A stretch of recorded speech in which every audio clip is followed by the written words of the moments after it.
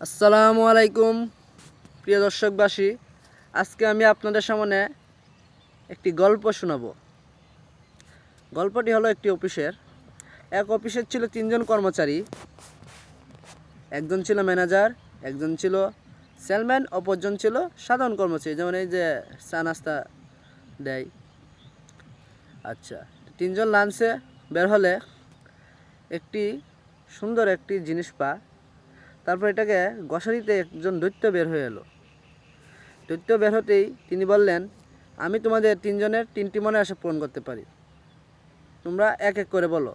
তো সাধারণ কর্মচারীটা প্রথমে বলে উঠলো, আমি বলবো আমি বলবো আমি বলবো বলে সে বলল, আমি সমুদ্র সৈকতে যেতে চাই, সেখানে গিয়ে শুধু ঘুরতে চাই, আরাম করতে চাই, খেতে চাই।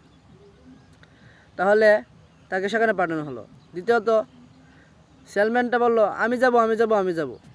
সে বলল, তুমি কোথায় যেতে চাও? তিনি বললেন, আমি পাহাড়ের উঁচাই উঠতে চাই, যেখানে আমার ছাড়া আর কেউ থাকবে না। সর্বোচ্চ পাহাড়ের উঁচাই আমি উঠতে চাই, আমি যেন বিশ্ব রেকর্ড করতে পারি। এখন ম্যানেজারে পালা। ম্যানেজার বললেন, আমি কিছুই চাই না, আমি চাই যেন ওরা দুজন এই মুহূর্তে আমার অফিসের মধ্যে থাকে। তারা দুজন তো কষ্টে কান্নাকাটি করে অফিসে এসে। ম্যানেজার বলল, কী হলো, তোমরা একজন সমুদ্র সৈকতে গেছিলে, একজন পাহাড়ে গেছিলে, তাহলে অফিসে কী করছো? ও বস, আমার ভুল হয়েছে, আপনাকে তো এই যাওয়ার জন্য। আচ্ছা, আপনাদের কাছে গল্পটা কেমন লাগলো? ভালো লাগলে একটা লাইক করবেন, একটা সাবস্ক্রাইব করবেন। একটা সাবস্ক্রাইবে আপনাদের কিছু হবে না, ইনশাল্লাহ। আসসালামু আলাইকুম।